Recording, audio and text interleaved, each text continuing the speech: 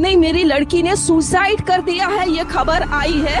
हाथ जोड़ती रही माँ बाप, हाथ जोड़ते रहे, हमें एक बार दिखाओ, हमारी बच्ची का मुंह एक बार दिखाओ। हमको नहीं दिखाया गया। बच्ची का शरीर में कोई कपड़ा नहीं था, पैर दोनों राइट एंगल में मिला गया, चश्मे को कूटा गया जिसकी वजह से आंखों से। पश्चिम बंगाल की राजधानी कोलकाता में 8-9 अगस्त की दरमियानी रात करीब 3 बजे आरजीकर मेडिकल कॉलेज में एक महिला ट्रेनी डॉक्टर के साथ हुई दरिंदगी की इस घटना ने पूरे देश को शर्मसार कर दिया है। नाइट शिफ्ट में काम कर रही डॉक्टर के साथ हुई इस हैवानियत ने एक बार फिर से दिल्ली के निर्भया कांड की याद दिला दी। हालांकि पुलिस ने एक आरोपी को अरेस्ट करके खुलासा किया है कि हमने इस केस को सॉल्व कर लिया है, लेकिन आपको क्या लगता है, क्या एक अकेला व्यक्ति उस बच्ची के साथ ऐसी खौफनाक दरिंदगी कर सकता था, या फिर इसमें किसी और व्यक्ति का भी हाथ हो सकता है? और हम आपको एक ऑडियो भी सुनाएंगे जिसमें इस घटना के पीछे किसी बड़े पॉलिटिकल कनेक्शन की बात की गई है। সাসপেক্ট করছিস তোর আরজি করার ছেলেরা? আমরা দাদা সাসপেক্ট করছি এটা ইন্টার্নের কাজ, ঠিক আছে, এবং যে ইন্টার্ন তার যথেষ্ট পলিটিক্যাল ব্যাকগ্রাউন্ড আছে, তার ফ্যামিলি মেম্বারও যথেষ্ট উচ্চ পদস্থ, ঠিক আছে, নাম নিতে পারবো না কারণ আমি আমারই সমস্যা হয়ে যাবে, বাট না নাম নিতে হবে না, একদম নাম নিতে হবে না।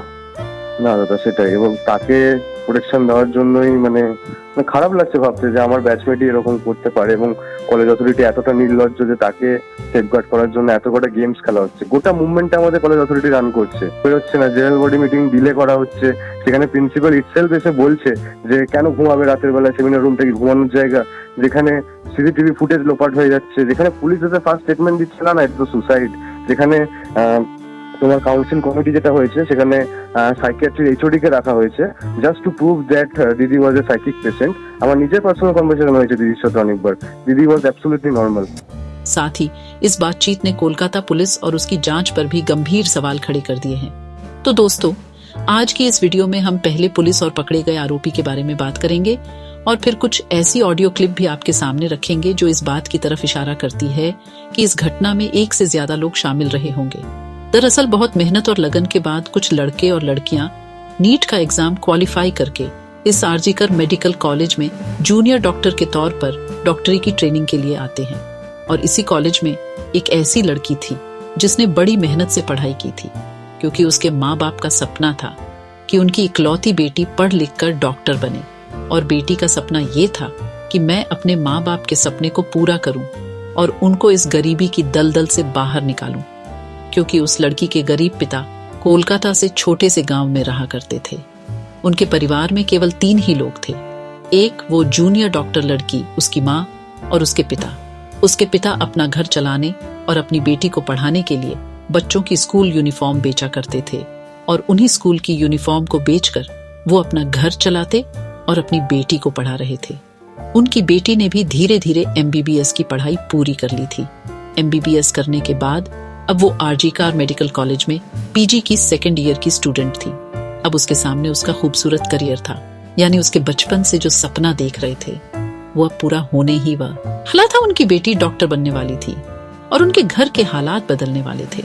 लेकिन अचानक 9 अगस्त की सुबह को उनके सारे सपने टूट कर बिखर गए। जिस बेटी से उन्होंने 8 अगस्त की रात फोन पर बात की, उसी बेटी की मौत की खबर सुबह उनके परिवार को मिली। रात को बेटी से बात करके तसल्ली से सो गए थे, लेकिन अगली सुबह इतनी भयावह होगी ये उन्होंने कभी सपने में भी नहीं सोचा था। दरअसल trainee doctor RG Kar medical college में नाइट ड्यूटी कर रही थी। वो पिछले कई दिनों से नाइट शिफ्ट पर थी। उसकी ड्यूटी करीब 10 बजे के आसपास शुरू हो जाती थी, और जब सुबह को उसकी शिफ्ट खत्म हो जाती तो हॉस्पिटल से सीधे अपने घर चली जाती थी। क्योंकि ये हॉस्पिटल लाल बाजार इलाके में था, इसलिए 8 अगस्त 2024 को भी हर रोज की तरह वो अपने घर से हॉस्पिटल जाने के लिए निकली।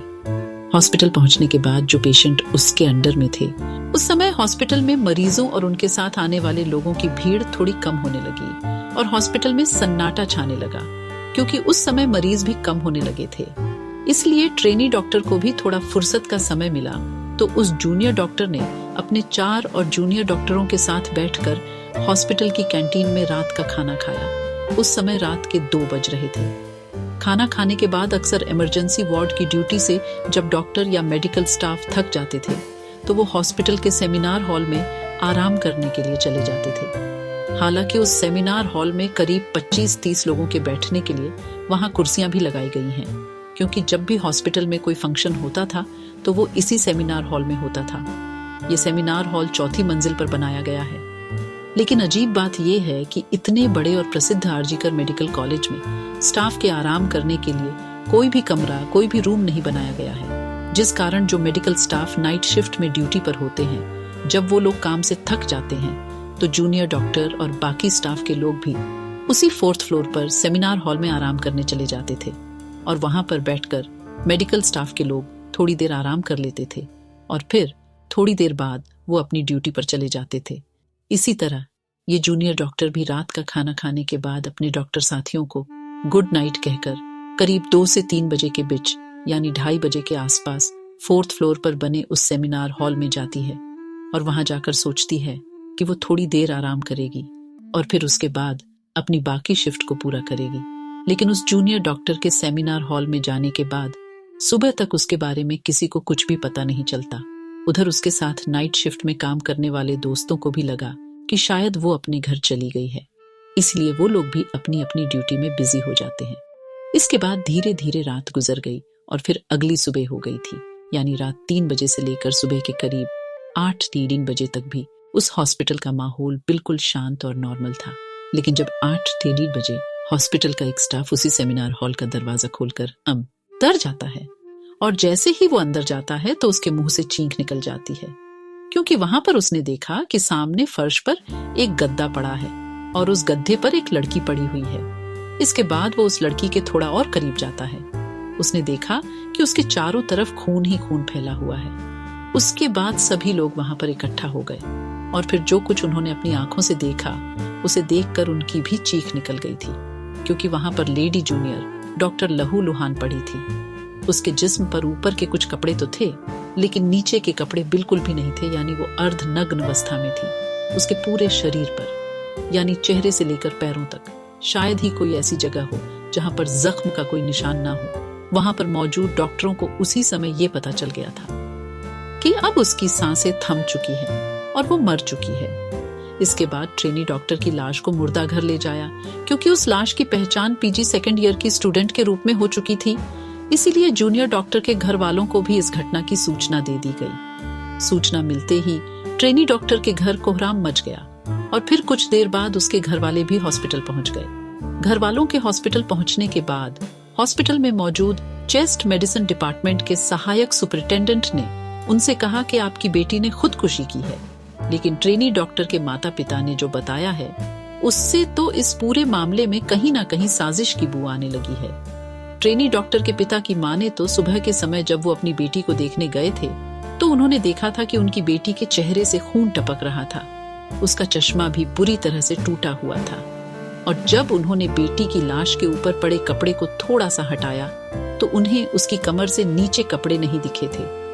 लेकिन उस बेटी के साथ इतना कुछ हो जाने के बाद भी उसी हॉस्पिटल के चेस्ट मेडिसिन डिपार्टमेंट का सहायक सुपरिटेंडेंट कहता है कि जूनियर डॉक्टर ने तो खुदकुशी की है, यानी एक लड़की जिसके जिस्म पर कोई कपड़ा न गई। और जिन लोगों ने भी उस ट्रेनी डॉक्टर की लाश देखी उन्होंने पहली ही नजर में अंदाजा लगा लिया था कि ये सिर्फ कत्ल ही नहीं है बल्कि उसके साथ जबरदस्ती हैवानियत भी की गई है। शुरुआती पोस्टमार्टम रिपोर्ट में ये भी खुलासा हुआ कि मोमिता देवनाथ को हैवानों ने मारा है और उसके साथ दरिंदगी की गई है। उसे गला घोंट कर मारा गया है और उसके शरीर पर दर्जनों खरोंच के निशान पाए गए हैं। लेकिन इस हत्याकांड में कोई और शख्स भी शामिल है या नहीं, इसका अभी तक कुछ पता नहीं चल पाया है। हालांकि पुलिस ने अब इस मर्डर केस को लेकर बताया है कि हमने इस केस को सॉल्व कर लिया है। दरअसल पुलिस ने अभी हाल में ही एक आरोपी को गिरफ्तार किया है। पुलिस का दावा है कि आरोपी युवक का नाम संजय है और उसे घटना के अगले दिन पुलिस ने दबोच लिया था। पुलिस के मुताबिक आरोपी संजय ने बताया कि उसने डॉक्टर को सेमिनार हॉल में अकेला देखा था और फिर वो उसे अकेला पाकर सेमिनार हॉल में ही घुस गया और उसने डॉक्टर के साथ दरिंदगी करने का प्लान बना लिया। आरोपी ने पुलिस के सामने ये भी खुलासा किया है कि दरिंदी करने के बाद वो उस महिला डॉक्टर का गला घोंटकर फरार हो गया था। लेकिन अब सवाल ये है कि क्या एक अकेला शख्स उस महिला डॉक्टर के साथ दरिंदगी करने के बाद उस 4th फ्लोर से बाहर निकल सकता था, या फिर उस जूनियर डॉक्टर के साथ बलात्कार करने के बाद जब उसे गला घोंटा जा रहा था, उस समय वो वहां पर अकेला ही मौजूद था।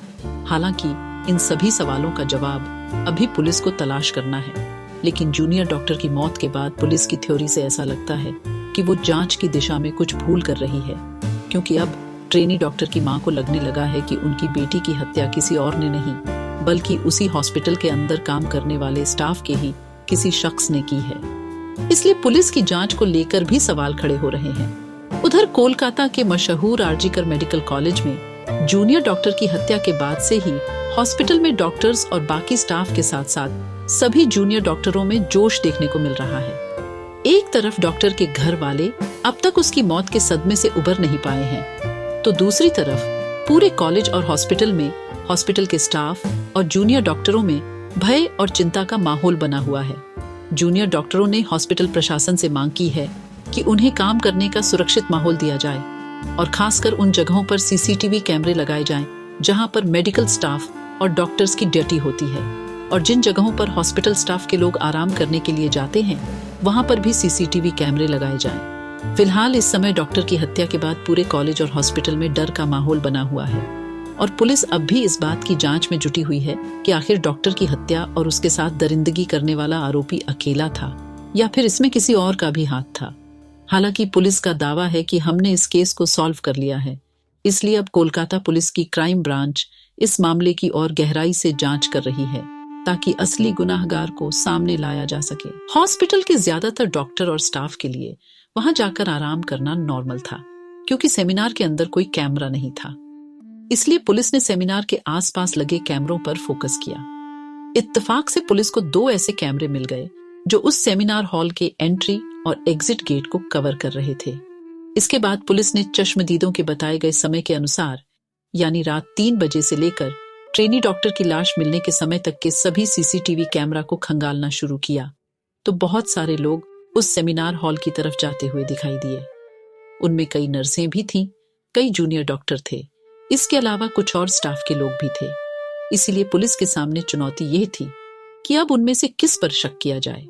काफी सोच विचार के बाद पुलिस ने इसका हल यह निकाला कि उस समय सीसीटीवी में सेमिनार हॉल के सामने से जो लोग नॉर्मल कपड़ों में गुजरते हुए दिखाई दे रहे थे, पुलिस ने उन सभी को अच्छे से चेक करना शुरू किया और साथ ही हॉस्पिटल स्टाफ के जो हेड हैं उन सबको बुलाकर सीसीटीवी दिखाना शुरू किया और उनसे कहा गया कि आप आइडेंटिफाई कीजिए इन लोगों में से कौन क्या है। हर एक को देखने पर पता चला कि उनमें सारे हॉस्पिटल के स्टाफ ही हैं, सिवाय एक व्यक्ति के। पुलिस ने जब उस व्यक्ति के बारे में पूछा कि यह कौन है, तो पता चला कि वह स्टाफ नहीं है, बल्कि वह तो एक सिविल वॉलंटियर यानी एक सामाजिक कार्यकर्ता के रूप में उस हॉस्पिटल में आता जाता रहता है। उसका काम लोगों की मदद करना, उनको हॉस्पिटल में भर्ती करवाना था।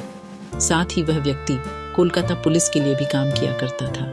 कोलकाता पुलिस को कुछ जानकारी देना या फिर उनके कुछ छोटे मोटे काम करना। उसके बारे में पूछने पर पता चला कि वह संजय रॉय है। उन्हें देखने के लिए, उनका हालचाल पूछने के लिए वह अक्सर यहाँ आता था। अभी वे लोग इस बारे में बात कर ही रहे थे कि तभी अचानक एक पुलिस अधिकारी की नजर संजय रॉय के गले पर पड़ी। दरअसल जब घटनास्थल की जांच की गई थी तो उस समय मौके वारदात से जूनियर डॉक्टर की लाश के पास से पुलिस को उसका लैपटॉप और मोबाइल फोन के अलावा उस जगह पर एक नेक बैंड ब्लूटूथ मिला था, जो कि मोबाइल के ब्लूटूथ डिवाइस से कनेक्ट ही हो सकता था। पहले तो पुलिस को लगा कि शायद यह जूनियर डॉक्टर का ही है, क्योंकि उसका मोबाइल भी वहीं पड़ा था। लेकिन जब उसको ब्लूटूथ से कनेक्ट करने की कोशिश की गई तो वह जूनियर डॉक्टर के फोन से कनेक्ट नहीं हुआ। हालांकि उस दौरान भी पुलिस ने बहुत सारे लोगों के फोन से उस नेक बैंड ब्लूटूथ को कनेक्ट करने की कोशिश की थी, लेकिन उस समय वह किसी भी फोन से कनेक्ट नहीं हुआ था। लेकिन अब सीसीटीवी फुटेज में अचानक पुलिस की नजर संजय रॉय पर पड़ गई थी, जो करीब 3:20 के आसपास सेमिनार हॉल की तरफ जाता हुआ दिखाई दे रहा था और उसके चलने से लग रहा था कि वह लड़खड़ा रहा है। शायद वह नशे में था। लेकिन सबसे बड़ी चीज जिस पर पुलिस की नजर पड़ी थी वह यह था कि जब वह वहां से गुजर रहा था तो तब उसके गले में नेक बैंड ब्लूटूथ नजर आ रहा था। लेकिन जब वह सेमिनार हॉल से बाहर निकल रहा था तो वह गायब था। लेकिन ठीक उसी तरह का एक नेक बैंड ब्लूटूथ पुलिस ने उस महिला डॉक्टर की लाश के पास से बरामद किया था। और चेक करने पर पता चला कि वह ब्लूटूथ डॉक्टर का नहीं था। और इससे यह तो साफ हो गया था कि जिस व्यक्ति का भी वह ब्लूटूथ है, हत्यारा भी वही है। इसके बाद सीसीटीवी कैमरा के आधार पर जितने भी लोगों को चिन्हित किया गया था, पुलिस ने उन सब के फोन को उस ब्लूटूथ से कनेक्ट करने की कोशिश की, लेकिन फिर भी कोई सफलता नहीं मिली। और अब जब संजय रॉय का चेहरा सामने आया तो हॉस्पिटल के स्टाफ ने बताया कि वह अक्सर यहाँ आता जाता रहता है। इसके बाद कोलकाता पुलिस तुरंत संजय रॉय को गिरफ्तार कर लेती है। संजय उस समय भी नशे में था और जब पुलिस उससे पूछताछ कर रही थी, उससे सवाल कुछ पूछा जा रहा था और वह जवाब कुछ और दे रहा था। लेकिन पुलिस को जो ब्लूटूथ घटनास्थल से मिला था वह संजय रॉय का ही निकला। इसके बाद पुलिस ने संजय रॉय के पूरे डेटा को खंगालते हुए यह पता लगाया कि 8 और 9 अगस्त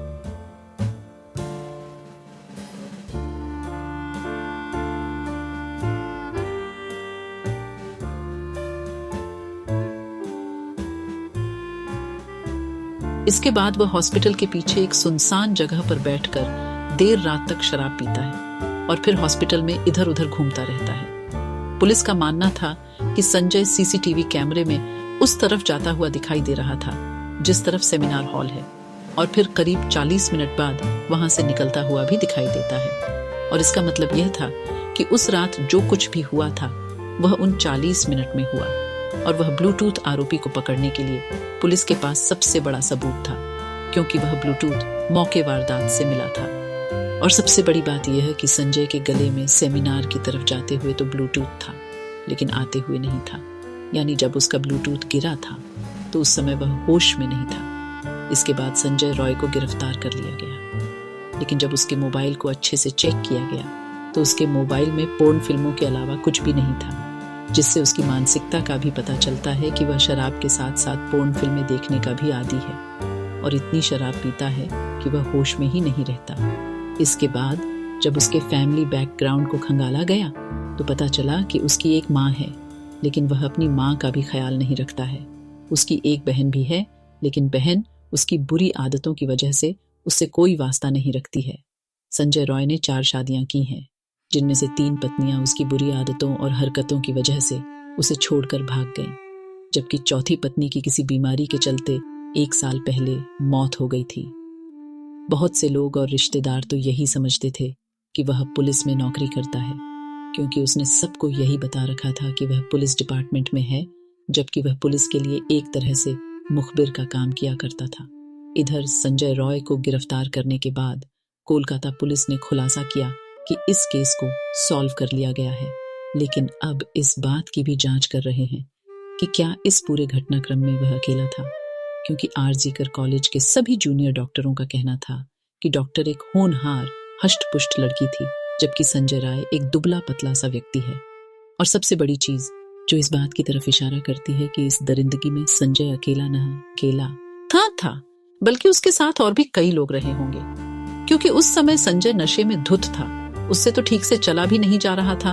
तो क्या ऐसे में अकेले ही उसने ट्रेनी डॉक्टर पर काबू पा लिया था?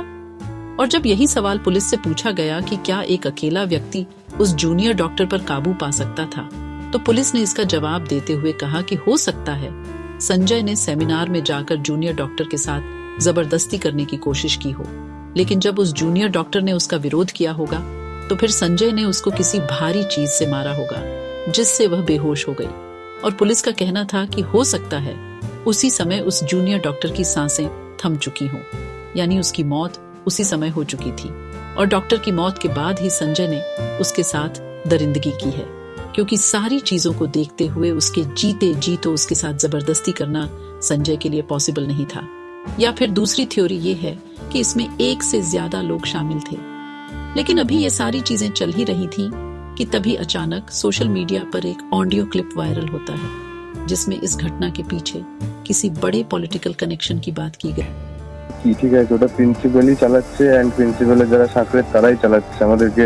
আমরা দাদা সাসপেক্ট করছি এটা ইন্টার্নের কাজ, ঠিক আছে, এবং যে ইন্টার্ন তার যথেষ্ট পলিটিক্যাল ব্যাকগ্রাউন্ড আছে, তার ফ্যামিলি মেম্বারও প্রোটেকশন দেওয়ার জন্যই মানে খারাপ লাগছে ভাবতে যে আমার ব্যাচমেটই এরকম করতে পারে এবং কলেজ অথরিটি এতটা নির্লজ্জ যে তাকে সেফগার্ড করার জন্য এত কটা। साथ ही इस बातचीत ने कोलकाता पुलिस और उसकी जांच पर भी गंभीर सवाल खड़े कर दिए हैं। अब देखना यह है कि कोलकाता पुलिस इन सवालों का क्या जवाब देती है और क्या वाकई में संजय रॉय इस हत्या के पीछे अकेला था या फिर ये मामला वाकई में इतना सीधा नहीं है जितना दिखाया जा रहा है। अभी सीबीआई इसको अपने अंडर में ले लिया है और आगे की अपडेट के